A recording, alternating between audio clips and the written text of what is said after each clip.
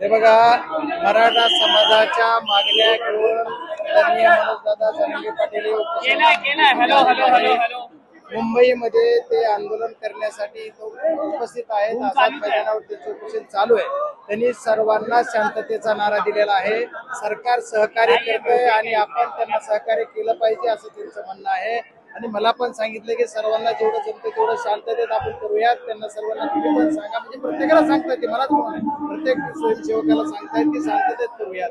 आज मुंबईमध्ये इथे जे आझाद मैदानावर लोक सकाळी 10 वाजता होते त्याच्यापेक्षा आता पाऊस एवढा धो चालू आहे, तरी पण 2% लोक नाहीत। जर वाशीच्या पलीकड लोणावळ्यापासून जरी बघितलं तरी गर्दी, गाड्या आणि माणसं आहेत।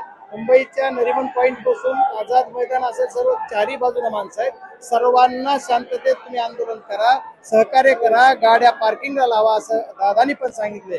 आणि मी त्यांच्या वतीने सर्वांना विनंती करतो की जेवढे आपले मराठा बांधव इथं आलेले त्यांनी सुद्धा गाड्या पार्किंग मध्ये लावून जी सरकारने आपल्याला व्यवस्था केली त्याचा एक भाग म्हणून आपण सर्वांनी सहकार्य केलं पाहिजे आणि सहकार्य करूनच आपण आंदोलन घ्यायचं असं दादांचं म्हणणं। बाप्पा, गेल्या 2 दिवसांपासून मनोज जरांगे पाटील प्रवास करतात आहेत, परंतु सरकारचं कोणतंही प्रतिनिधी मंडळ मनोज जरांगे पाटलांची भेट घेत नाही, चर्चा करत नाही।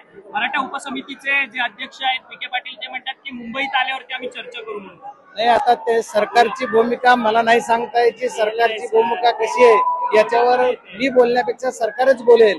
पण मला एकच वाटतं की गेल्या कित्येक वर्षापासून या आंदोलनाची सुरुवात झाली। मागील 3-4 महिन्यापूर्वी आदरणीय मनोजदादा जरांगे पाटील यांनी डिक्लेअर केलं होतं की मी 29 ऑगस्टला आझाद मैदानावर उपोषणाला बसणार आणि त्या अनुषंगाने ते 27 ऑगस्टला अंतरवली सराटी इथून सर्व मावळ्यांसह निघालेले आणि मुंबईत आज पोहोचलेले।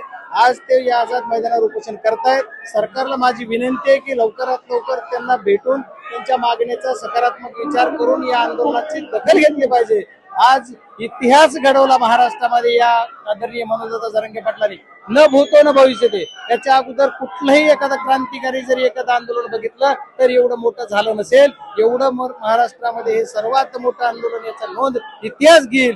आता राजकर्ते कोण काय म्हणतात मला माहित नाही, कुणी काय म्हणतं की याला या पक्षाचे लोक आहेत त्या पक्षाचे। मी इथं सुद्धा आलोय एक खासदार म्हणून नाही तर मराठा सेवक म्हणून इथं आलोय, एक समाजाचा घटक म्हणून इथं येतोय। या समाजाचा घटक म्हणून माझा या आंदोलनाला पाठिंबा आहे। याचा अर्थ कुणीतरी ओबीसीचं काहीतरी बोलावं, कुणीतरी म्हणावं यांच्या आंदोलनाला मी असं कधी म्हणलं की ओबीसीच्या आरक्षणाला तुम्ही देऊ नका किंवा ओबीसीवर अन्याय करा। मी ओबीसीवर अन्याय करत म्हणत नाहीये।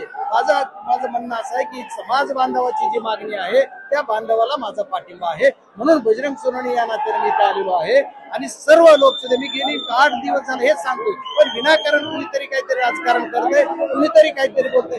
आजच यांनी आंदोलन केलं की दिवस का निवडतायत आंदोलन करायचं? तुम्हाला 4 महिन्यांना मागच्या आंदोलनाची दिशा ठरवली, त्या दिवसापासून आतापर्यंत का नाही?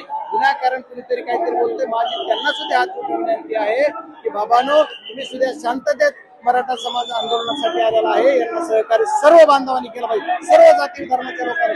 मी म्हणतो उद्या कुठल्याही समाजाचं आंदोलन असलं तर त्याला सुद्धा योग्य जर असेल तर त्याच्यासाठी पाठिंबा देण्यासाठी बजरंग सोनवणे म्हणून 100% खूप खूप धन्यवाद। ठीक आहे, थँक्यू।